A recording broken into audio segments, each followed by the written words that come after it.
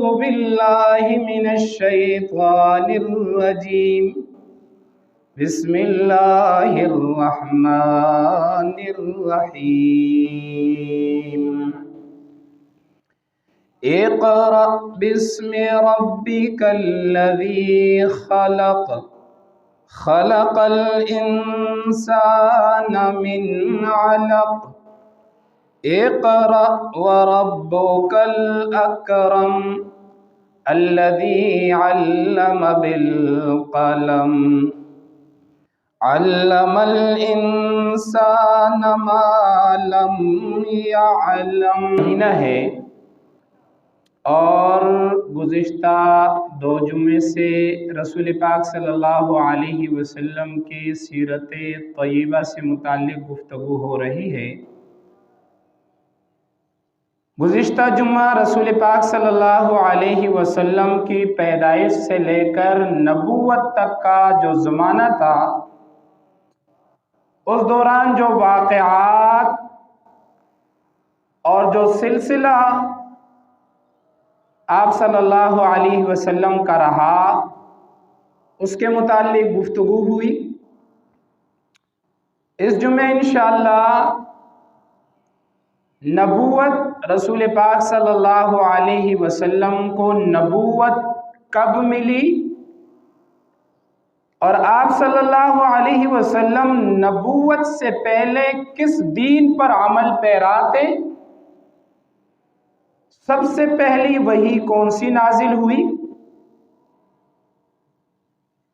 اس متعلق انشاءاللہ آج کے جمعے میں گفتگو ہوگی۔ قرآن مجید فرقان حمید کی آیات مبارکہ سورہ علق 30واں سپارہ ہے، 93 نمبر سورت ہے، ابتدائی 5 آیاتیں ہیں۔ یہ وہ 5 آیاتیں ہیں جو سب سے پہلے رسول پاک صلی اللہ علیہ وسلم پر نازل ہوئی، جس کو وحی اول یا سب سے پہلی وحی کہا جاتا ہے۔ یہ رسول پاک صلی اللہ علیہ وسلم پر 5 آیات مبارکہ نازل ہوئی۔ اقرأ بسم ربک الذی خلق خلق الانسان من علق اقرأ وربک الاکرم الذي علم بالقلم علم الإنسان ما لم يعلم۔ اللہ کا فرمان اقرأ، ہمارے حبیب صلی اللہ تعالی علیہ وسلم اللہ کا نام لے کر آپ پڑھنا شروع کیجئے۔ کون اللہ؟ کس اللہ کے نام سے شروع کروں؟ فرمایا خلق الانسان من علق، وہ اللہ جس نے انسان کو ایک لوتڑے سے گندے پانی سے بنایا۔ کون اللہ؟ اقرأ وربک الاکرم، آپ پڑھیے، آپ شروع کیجئے اپنے اس رب کے نام سے جو رب کریم مہربان ہے۔ کون اللہ؟ فرمایا الذی علم بالقلم، جس نے قلم کے ذریعے سے علم سکھایا۔ علم الانسان ما لم يعلم، وہ اللہ جس نے انسان کو سکھایا جبکہ انسان کچھ بھی نہ جانتا تھا۔ فرمایا اقرا، اس اللہ کا نام لے کر آپ پڑھنا شروع کیجئے۔ یہ سب سے پہلی وحی تھی جو اللہ کے پاک پیغمبر صلی اللہ علیہ وسلم پر نازل ہوئی۔ یہ وحی کب نازل ہوئی؟ رسول پاک صلی اللہ علیہ وسلم کی زندگی جب 40 سال کی عمر کو پہنچی۔ اب یہاں 2 سلسلے ہیں۔ ایک یہ سلسلہ کہ جو علماء حضرات کہتے ہیں کہ آپ صلی اللہ علیہ وسلم پر وحی کا جو سلسلہ ہے وہ 40 سال کے بعد شروع ہوا، اور ایک قول آپ صلی اللہ علیہ وسلم پر وحی کا جو سلسلہ ہے وہ 40 سال 6 مہینے 10 دن بعد شروع ہوا ہے۔ اب دونوں کی باتیں ایک ہی ہے، صرف الفاظ تبدیل ہے، مقصد اور مطلب ایک ہی ہے۔ جو لوگ کہتے ہیں 40 سال کے بعد وحی نازل ہوئی، تو حقیقت یہی ہے کہ ہر نبی پر ابتداءً نبوت سے پہلے سچے خوابوں کا ایک سلسلہ جاری ہوتا ہے، اور نبی خواب دیکھتا ہے، اور نبی کا وہ خواب اللہ اسی طرح سچ کر کے دکھاتے ہیں۔ جیسے یوسف علیہ السلام ابھی چھوٹے ہیں، اپنے والد کے پاس آئے، فرمایا انی رأیت 11 کوکبا، ابا جان میں نے خواب دیکھی اور میں نے اس کے اندر دیکھا ہے 11 ستارے، والشمس والقمر، چاند اور سورج کو، کہ یہ چیزیں میرے سامنے جھکی ہوئی مجھے سجدہ کر رہی ہیں۔ والد نے کہا لا تقصص رؤیاک، یہ خواب اپنے بھائیوں کو نہ بیان کرنا، یہ بہت بڑا قیمتی خواب ہے، آگے جا کے اللہ آپ کو نبوت سے نوازیں گے تو بھائیوں کے سامنے بیان نہ کرنا۔ اب اس کے بعد یوسف علیہ السلام گھر سے نکلے بھائیوں کے ساتھ، اور جا کر ان کو ایک کنویں میں ڈالا گیا، وہاں سے نکال کر ایک بازار تک پہنچے، وہاں انہیں فروخت کیا گیا، پھر ایک بادشاہ کے گھر، عزیز مصر کے گھر تک پہنچے، پھر وہاں جیل کے اندر ایک قول کے مطابق 7 سال، ایک قول کے مطابق 14 سال جیل کے اندر گزارے۔ 14 سال کے بعد جب باہر نکلے اور بادشاہ کے ساتھ رہے، پھر بادشاہ سے کہا کہ جی مجھے وزیر خزانہ بنا دیا جائے، انی حفیظ امین۔ تو جب آپ وزیر بادشاہ بنے، اس وقت یہ 11 بھائی اور والدین چل کر آ کر یوسف علیہ السلام کے سامنے جھکے۔ اب خواب کب دیکھی اور اللہ نے سچ کب کر کے دکھایا؟ تو نبیوں کا جو خواب کا سلسلہ ہوتا ہے وہ بھی سچ کا سلسلہ ہوتا ہے، وحی کا سلسلہ ہوتا ہے۔ اس لیے جو حضرات کہتے ہیں کہ 40 سال کے متصل بعد وحی کا سلسلہ آپ صلی اللہ علیہ وسلم پر شروع ہوا، ان کا کہنا یہ ہے کہ یہ جو 6 مہینے خواب آپ کو آتے رہے یہ بھی وحی کا سلسلہ تھا۔ اور جو حضرات کہتے ہیں کہ 40 سال 6 ماہ 10 دن کے بعد وحی شروع ہوئی، تو وہ یہ خوابوں کو الگ کر کے جو قرآن مجید کی وحی ابتدائی آیات مبارکہ ہے اس سے وحی کی ابتدا شروع کرتے ہیں، اور وہ کہتے ہیں جی اقرأ بسم ربک الذی، وحی پہلی وحی ہے۔ تو بات ایک ہی ہے۔ بہرحال سب سے پہلی وحی رسول پاک صلی اللہ علیہ وسلم پر نازل ہوئی۔ کیسے نازل ہوئی؟ امی حضرت عائشہ صدیقہ رضی اللہ تعالیٰ عنہ فرماتی ہیں وقت کی، ہماری اللہ کے پاک پیغمبر صلی اللہ تعالیٰ علیہ وسلم پر جب 40 سال کی عمر کو قریب پہنچے، آپ نے خلوت اختیار کی، جدائی کو پسند کیا، آپ اکیلا رہنے کو پسند فرمایا کرتے، آپ گھر سے توشہ، کھانے پینے کی چیزیں ستو لے کر جبل نور، غار ثور کی تشریف لے جاتے، اور غار ثور کے اندر اللہ کی عبادت کیا کرتے۔ دور دراز بلندی پر چڑھ کر غار ثور کے اندر آپ اللہ کی عبادت کیا کرتے، کئی دن آپ وہاں پر موجود رہتے۔ جب کھانے پینے کی اشیاء ختم ہوتی، مائیں خدیجۃ الکبریٰ رضی اللہ تعالیٰ عنہا ستو توشہ لے کر آپ کے پاس پہنچ جایا کرتی، آپ کو توشہ دے آتی۔ اللہ کے پاک پیغمبر فرماتے ہیں ایک دن میں غار سور سے باہر نکلا، غار کے دہانے پر کڑا، اتنے میں دو آدمی چل کر آتے ہیں۔ یہ کون دو آدمی؟ ایک جبریل علیہ السلام، ایک میکائیل علیہ السلام، سارے فرشتوں کے سردار۔ فرمایا دونوں فرشتے سامنے کھڑے ہوئے ہیں اور مجھے اپنے سامنے کھڑا کر کے میرے سینے کو چیرا، میرا آپریشن کیا گیا، مجھے شق صدر کیا گیا۔ فرمایا اللہ کے پاک پیغمبر صلی اللہ تعالی علیہ وسلم نے فرمایا جبریل علیہ السلام میرے قریب ہوئے، فرمایا اقرأ، اللہ کے پاک پیغمبر آپ پڑھیے۔ میں نے کہا ما انا بقاری، میں تو پڑھا ہوا نہیں ہوں، مجھے پڑھنا نہیں آتا۔ یہاں پر ایک سوال پیدا ہوتا ہے، ایک اشکال پیدا ہوتا ہے۔ جب انسان اہل لغت ہو، جس زبان کا انسان ہو، وہ پڑھا ہوا بھی نہ ہو، وہ لکھنا پڑھنا نہ جانتا ہو، لیکن اسی زبان کا آدمی اسے کہے کہ میں پہلے الفاظ پڑھوں گا، تم الفاظ دہراتے رہنا، تو اس کے لیے کوئی مشکل نہیں ہوتا۔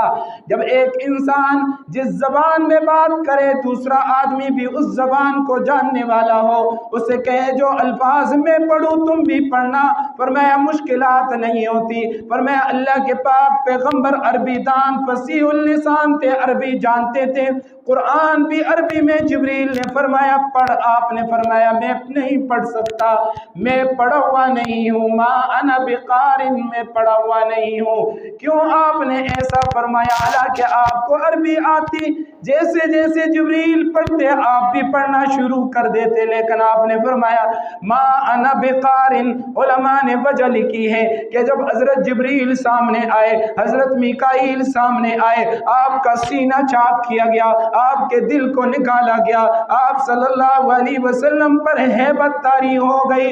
اس ہیبت کی وجہ سے آپ نے فرمایا کہ میں پڑھ نہیں سکتا، میں نہیں پڑھ سکتا۔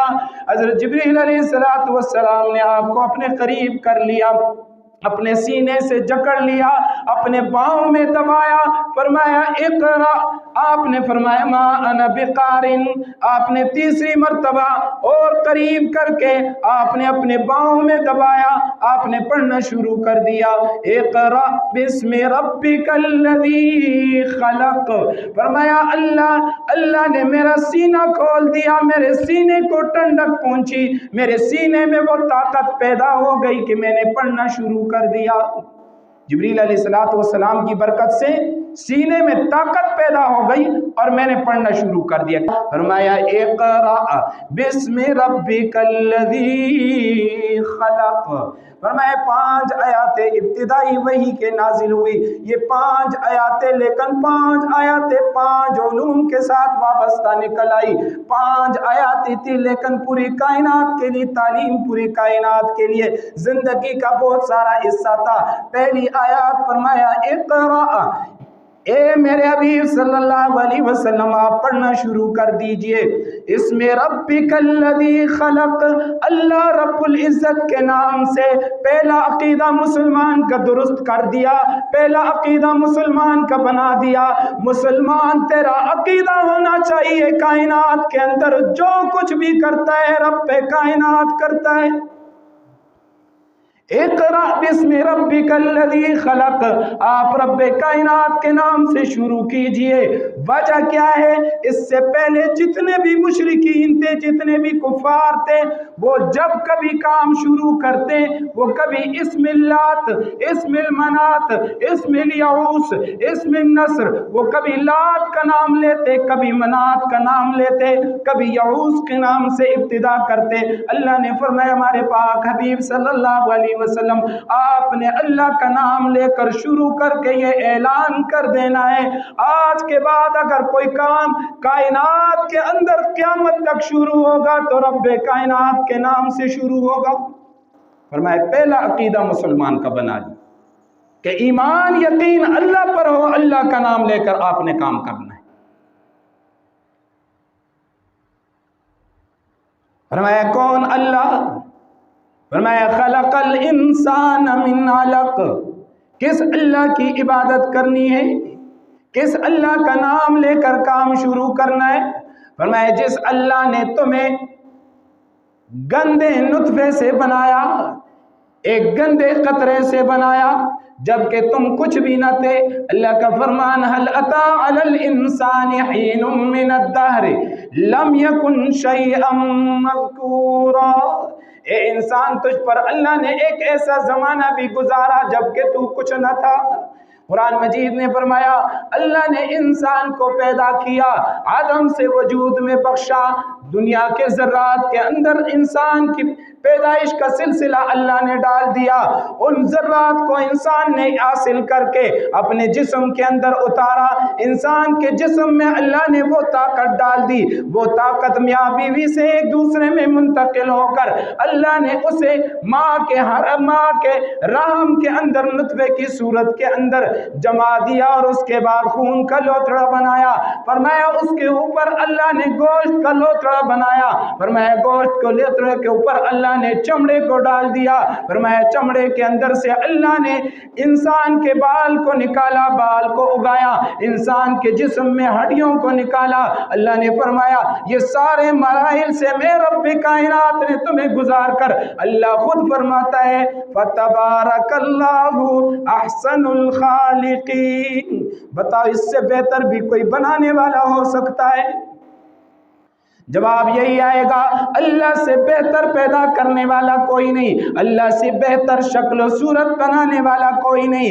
ये कौन है जो माँ के रहम में इंसान के नाखून को नाखून की जगह पर, इंसान की उंगलियों को उंगली की जगह पर, इंसान के सर को सर की जगह पर रख कर बनाता है? फरमाया कोई बता कर तो दिखाए, माँ के रहम के अंदर अगर नाखून उंगलियों पे निकलने हैं तो कोई सर पर निकाल कर दिखाए, अगर ये बाल सर पर निकलने तो कोई होंठों पर निकाल कर दिखाए, अगर ये जबान इंसान के मुंह के अंदर अल्लाह ने लगा दी है, कोई पाँव में जबान लगा कर दिखाए। फरमाया जब वो कोई नहीं कर सकता तो मान ले के खलकल इंसान, अल्लाह ने इंसान को पैदा फरमाया। जिस अल्लाह ने इंसान को पैदा कर दिया, फरमाया उसी का नाम लेकर हम हर काम शुरू किया करो। फरमाया तीसरी चीज, इक़रा व रब्बुकल अकरम, अपने उस रब करीम के नाम से शुरू कर जो बड़ा मेहरबान निहायत रहम वाला है। अपने रब से अकीदा रख, अपने रब से उम्मीद रख। मेरा रब करीम करीम है, वो मेरे हर गुनाह को बख्श सकता है, वो मेरी हर खता पर मेरी पकड़ कर सकता है। अगर वो मुझे बख्श सकता है तो वो मुझे पकड़ भी सकता है, अगर वो मुझे पकड़ सकता है तो मेरी गुनाहों की बख्शिश भी कर सकता है। फरमाया अल्लाह के करीम होने का अकीदा रख। फरमाया ये अकीदा रख, अल्लाह चाहे तो मग़फ़िरत करे, अल्लाह चाहे तो गुनाहों के बदले में पकड़ ले। फरमाया कौन? अल्लाह, अल्लज़ी अल्लम बिल कलम, जिसने कलम को पैदा करके इंसान को इल्म सिखाया। फरमाया अल्लाह ने तीसरा अकीदा भी इन आयात मुबारका में सिखा दिया। ए इंसान, तेरा भरोसा अल्लाह पर होना चाहिए, लेकिन तुझे असबाब भी इख्तियार करने पड़ेंगे। जब मैं रब्बे कायनात कहता हूँ कि कलम को इख्तियार करो, कलम को लेकर अपना इल्म सीखो, तो असबाब को इख्तियार करना तेरा काम है। बगैर असबाब के तवक्कुल के नहीं। अल्लाह के पाक पैगंबर गारे सौर पर चले गए, वहाँ इबादत करते हैं। आप वली कामिल, आप नबी कामिल, आपके इखलाक आला, अल्लाह पर तवक्कुल आला, भरोसा आला, अल्लाह से वाबस्तगी आला, अल्लाह से लेना चाहे तो अल्लाह से ले सकते हैं। उसके बावजूद अल्लाह के पाक पैगंबर अगर गार के अंदर इबादत के लिए गए तो अपने साथ तोशा लेकर गए। ये तालीम दी है कि ए मुसलमान इंसान, अल्लाह पर भरोसा रख, लेकिन साथ में असबाब इख्तियार कर। ये जो मुतवक्किलीन की जमात आती है ना, कुछ ना लाकर बैठ जाते हैं और फिर कहते जी, कभी एक से कहते जी रोटी दो, कभी दूसरे, ये तवक्कुल के खिलाफ, ये तवक्कुल नहीं। तवक्कुल ये आप अपने असबाब इख्तियार करके फिर अल्लाह से दुआ कर। मैं अल्लाह ने भी तालीम दी, अल्लम बिल कलम, अल्लाह चाहते तो बगैर कलम के सारा कुछ नहीं कर सकते।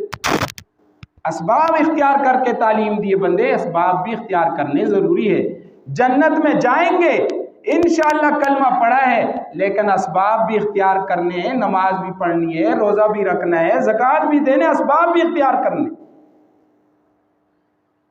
फरमाया अल्लमल इंसान मा लम यालम, اللہ نے اس انسان کو تعلیم دی، ایسے انسان کو جو کچھ بھی نہیں جانتا۔ اللہ کے پاک پیغمبر پر یہ وحی نازل ہوئی، یہ آیات مبارکہ نازل ہوئی۔ اللہ کے پاک پیغمبر غار ثور سے نکل کر اپنے گھر کے اندر پہنچے۔ حضرت خدیجۃ الکبریٰ رضی اللہ تعالیٰ عنہ آپ کی بیوی ہے، آپ کی گھر والی ہے۔ آپ صلی اللہ علیہ وسلم کی شادی 25 سال کی عمر میں، جبکہ حضرت خدیجہ کی عمر 40 سال تھی، تو ان سے ہوئی تھی سب سے پہلی شادی۔ جب رسول پاک صلی اللہ علیہ وسلم کو نبوت ملی تو حضرت خدیجۃ الکبریٰ رضی اللہ تعالیٰ عنہ کی عمر 55 سال تھی۔ گویا کہ بڑی عمر کی عورت تھی اور سمجھدار قسم کی عورت تھی، یعنی عام عورت نہیں تھی، بڑی ذہین فتین قسم کی۔ گزشتہ جمعے میں بتایا بڑی ذہین قسم کی عورت تھی۔ تو جب گھر کے اندر پہنچے، اللہ کے پاک پیغمبر صلی اللہ علیہ وسلم فرماتے وحی کے نازل ہونے کے بعد مجھ پر پسینہ گھبرائے ہوا جب میں گھر کی طرف آیا، آپ کو راستے میں پسینہ آیا، ہوا لگی، ٹھنڈی ہوا لگی، راستے میں آتے آتے آپ کو بخار بھی ہو گیا۔ گھر کے اندر پہنچے، فوراً پہنچ کر کہنے لگے زملونی زملونی، خدیجہ مجھے کمبل اڑا دو، مجھے چادر اڑا دو، زملونی۔ بڑے ادب احترام کے ساتھ، زملونی خدیجہ آپ مجھے چادر اڑا دیجئے نا، ادب کے ساتھ۔ یہ جو ادب ہے اللہ کے پاک پیغمبر صلی اللہ علیہ وسلم نے ہمیں بتا دیا، آپ کی گھر والی بیوی ہے، ادب احترام کے ساتھ، ادب کو ملحوظ خاطر رکھنا۔ یہ نہیں جی جو بھی زبان پہ آئے فلانی ہے تیری ایسی کی دیسی، اور جو کہہ دیے جی کہہ دیا اور بلا لیا۔ میں ادب احترام کے ساتھ، اللہ کے پاک پیغمبر نے فرمایا زملونی، خدیجہ آپ مجھے چادر اڑا دیجئے۔ حضرت مائی خدیجہ بھی بڑی سمجھدار، کچھ نہ پوچھا، اللہ کے پاک پیغمبر نے جیسے مانگا ویسی چادر کمبل دے دی۔ آج کے زمانے میں اگر باہر سے میاں صاحب گھبرا ہوئے گھر کے اندر پہنچ جائے، گھر کے اندر میاں صاحب پہنچے، پریشان حال، پسینہ ماتھے سے ٹپک رہا ہے، پہلے سے بیچارہ پریشان ڈرا ہوا، بیوی نے بھی پکڑ لیا اور فوراً کیا ہوا مجھے پتا۔ اب وہ بیچارہ ڈر بھی رہا ہے، بیوی نے اور بھی ڈرا دیا، پتہ نہیں تیرا کیا ہوگا، وہ تیرے پیچھے آ جائیں گے، تیرا یہ کر دیں گے، تیرا وہ کر دیں گے۔ اس بیچارے کو بخار نہ بھی آنا ہو تو پہلے سے ہی زیادہ بخار اسے آ جائے گا۔ حضرت مائی خدیجۃ الکبریٰ سمجھدار، خاموش ہو گئی، چادر اڑا دیا، کمبل اڑا دی۔ جب آپ صلی اللہ علیہ وسلم آرام کر کے پرسکون اٹھے، حضرت مائی خدیجہ آئی، فرمایا اللہ کے پاک پیغمبر کیا ہوا، آپ کیوں پریشان آئے، آپ کے اوپر پسینہ کیوں آیا؟ فرمایا خدیجہ آج تو میرے ساتھ یہ معاملہ ہو گیا غار حرا میں، مجھ پر یہ آیات نازل ہوئی۔ حضرت مائی خدیجہ نے کہا کوئی بات نہیں، آپ پریشان کیوں ہوتے ہیں، عورت صحیح ہو، عورت مضبوط ہو، عورت اپنی شوہر کے ڈانٹ دینے والی ہو، حوصلہ بڑھانے والی ہو تو کبھی شوہر ناکام نہیں ہوتا۔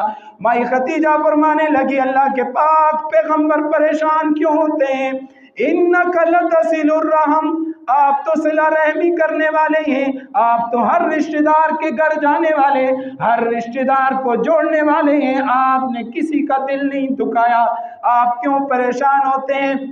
فرمایا آپ صلہ رحمی کرنے والے ہیں اور آپ مہمانوں کی مہمان نوازی کرنے والے ہیں اور آپ غریبوں کے مظلوموں کے مددگار سہارا بھی ہے، آپ کیوں پریشان ہوتے ہیں؟ فرمایا اللہ کے پاک پیغمبر میرا مشورہ یہ ہے، آپ میرے ساتھ آئیے۔ آپ صلی اللہ علیہ وسلم کو لے کر ورقہ بن نوفل حضرت خدیجہ کے چچزاد بھائی، گزشتہ کتابوں کے عالم، ان کے پاس لے کر چلے گئے۔ حضرت مائی خدیجہ پہلے چلی گئی، پہلے جا کر ورقہ بن نوفل سے معلومات کر لی کہ حضرت محمد صلی اللہ علیہ وسلم جو میرے شوہر ہیں ان کے ساتھ آج یہ واقعہ پیش آیا، وہ تو بڑے پریشان ہوئے، غمگین ہوئے، آپ کو پسینے تک آ گیا۔ انہوں نے جا کر ساری حالات معلوم کی اور پھر حضرت خدیجہ سے کہنے لگے کہ یہ کوئی بڑے شخصیت اور یہ نبی ہوں گے، اللہ انہیں نبوت عطا فرمائیں گے۔ حضرت مائی خدیجہ سمجھ گئی کہ ورقہ بن نوفل نے بھی تسلی دی، اللہ کے پاک پیغمبر کو لے کر چلے گئے۔ آپ آئے، نہ صرف میں تسلی نہیں دے رہی، آپ آئے کسی اور سے بھی آپ کو تسلی دے دوں۔ آپ صلی اللہ علیہ وسلم کو ورقہ بن نوفل کے پاس لے کر چلی گئی۔ ورقہ بن نوفل سے کہا ان سے آپ پوچھے۔ ورقہ بن نوفل نے آپ صلی اللہ علیہ وسلم سے پوچھا، آپ نے ساری حالت بیان کر دی۔ فرمایا اس قسم کا فرشتہ آیا تھا۔ ورقہ بن نوفل کہنے لگے اس طرح کا فرشتہ تو موسیٰ پر بھی آیا کرتا، عیسیٰ علیہ السلام پر بھی آیا کرتا، یہ فرشتہ جس کی طرف آتا ہے وہ اللہ کا نبی ہوا کرتے ہیں، آپ بھی اللہ کی نبی ہیں، اللہ آپ کو نبوت عطا فرمائیں گے۔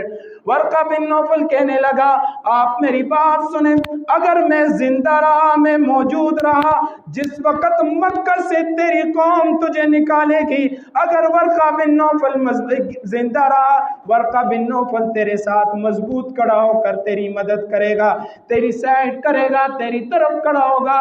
روایت کے اندر آتے چند دن بعد ورقہ بن نوفل دنیا سے رخصت ہوئے۔ حضرت مائی خدیجہ ایک دن پوچھنے لگی اللہ کے پاک پیغمبر ورقہ بن نوفل کا تو کوئی پتہ نہیں، اس وقت تو آپ نے نبوت کا اعلان بھی نہیں کیا تھا، وہ کس عالم کے اندر ہے؟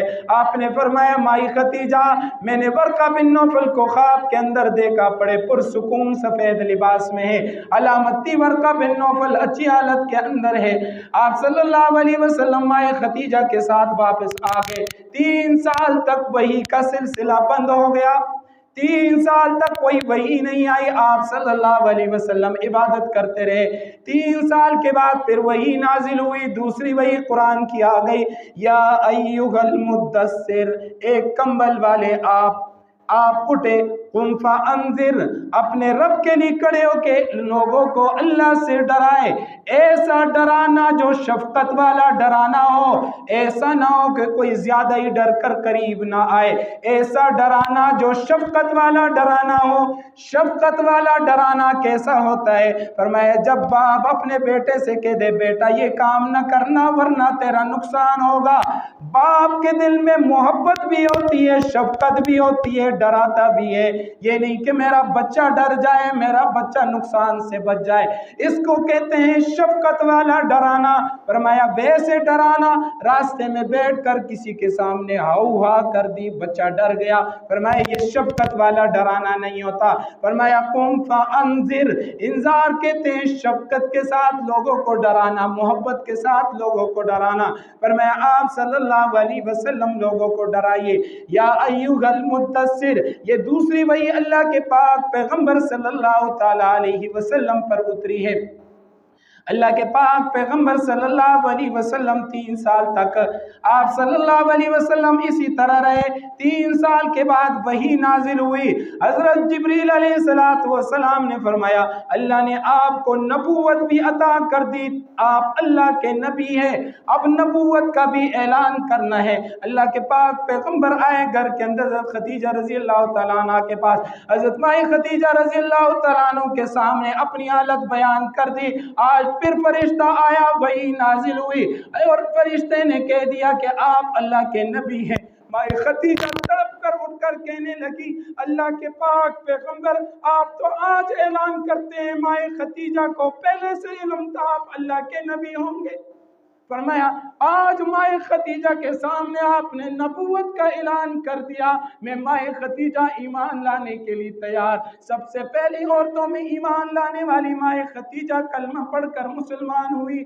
فرمایا یہی پیغام آپ نے چھوٹے سے بچے حضرت علی کے سامنے بیان کر دیا، حضرت علی بھی کہنے لگے میں بھی ایمان لے آیا۔ فرمایا یہی پیغام زید بن حارثہ جو آپ کا غلام تھا اس کے سامنے بھی یہی پیغام آپ نے بیان کر دیا۔ فرمایا زید بن حارثہ بھی ایمان لے آئے۔ جب آپ باہر نکلے اعلان کر دیا اللہ نے مجھ پر وحی نازل کر دی، اللہ نے مجھے نبی بنایا ہے۔ فرمایا سیدنا ابو بکر صدیق رضی اللہ تعالیٰ عنہ نے بھی اعلان کر دیا اللہ کے پاک پیغمبر میں بھی ایمان لایا۔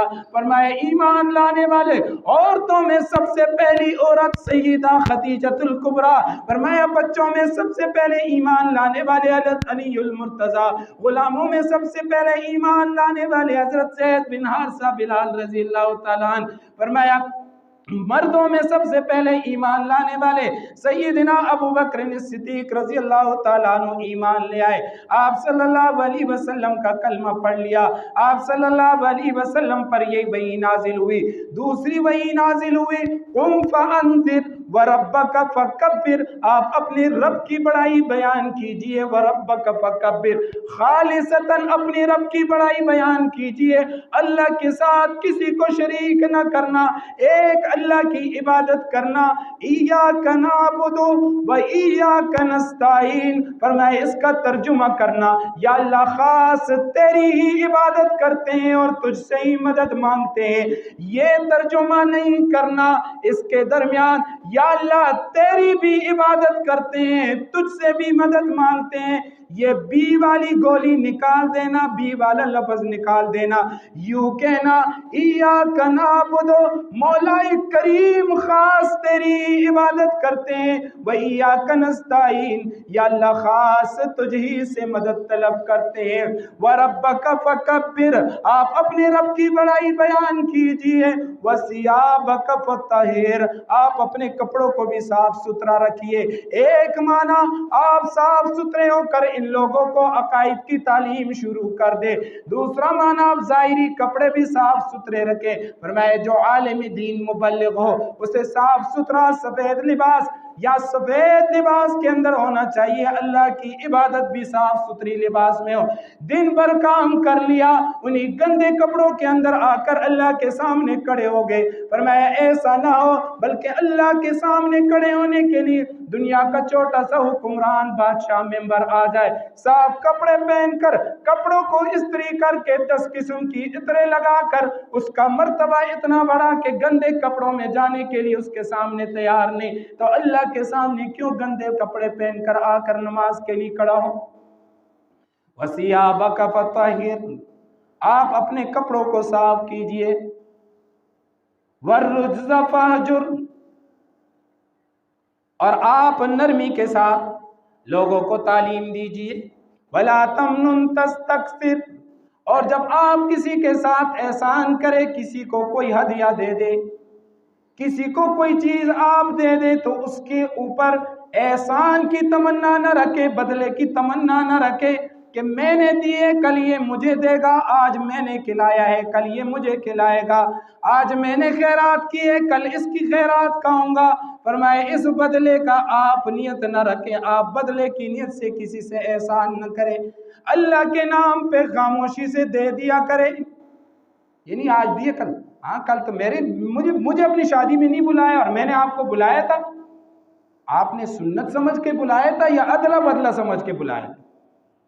अगर सुन्नत जी अपने अजीज और कारिब को सुन्नत वलीमा है आपने बुला लिया तो अच्छी बात है, लेकिन अगर ये नियत हो कि जी कल मैं भी इसके यहाँ जाऊंगा या इसने मुझे नहीं बुलाया, फिर वो पुरानी दास्तान शुरू कर दी, और मैंने आपको उधर भी बुलाया था इधर भी बुलाया था, उस दावत में भी आपने मुझे नहीं बुलाया, जी ये कर दिया वो कर दिया, अब आप बदला लेना चाहते हैं तो फिर ऐसे काम का सवाब नहीं मिलता। ये तो दुनिया में अदला बदला है, आपने किया उसने कर दिया। जैसे हमारे यहाँ खत्मों का सिलसिला होता है, ऐसा ही होता है, अदला बदले में जा रहे होते हैं, ना करे तो हमारा खाकर अभी भूल गया तू हमें नहीं खिलाता है। मैं अल्लाह के पाक पैगंबर, वला तमनुन तस्तक्सिर, आप किसी बदले के बस कोई काम न करे, आपने जिसके साथ नेकी करनी है आप नेकी करे, किसी के वापस एहसान और वापस तमन्ना न रखे। फरमाया अल्लाह के पाक पैगंबर सल्लल्लाहु ताला अलैहि वसल्लम पर इब्तिदाई वही गारे हिरा गारे सौर के अंदर नाजिल हुई। आप सल्लल्लाहु अलैहि वसल्लम घर तक चल कर आए, आप अपने घर के अंदर आए, माए खतीजा ने आपको हौसला दिया। आप सल्लल्लाहु अलैहि वसल्लम 3 साल तक इसी तरह चलता रहा। 3 साल के बाद जब दूसरी आयत मुबारका नाजिल हुई, उसके बाद मुसलसल दावत का सिलसिला शुरू हो गया, लोग ईमान के अंदर दाखिल होने शुरू हो गए, लोग दर्जों लोग आने शुरू हो गए, दीन इस्लाम का सिलसिला शुरू हो गया, बाकी सहाबा भी ईमान लाते चले गए। आप सल्लल्लाहु अलैहि वसल्लम मक्कतुल मुकर्रमा के अंदर दावत और तबलीग का काम सिलसिला चलता रहा, यहाँ तक कि आपको सताया गया, आपके ऊपर उजड़ियाँ डाली गई। आप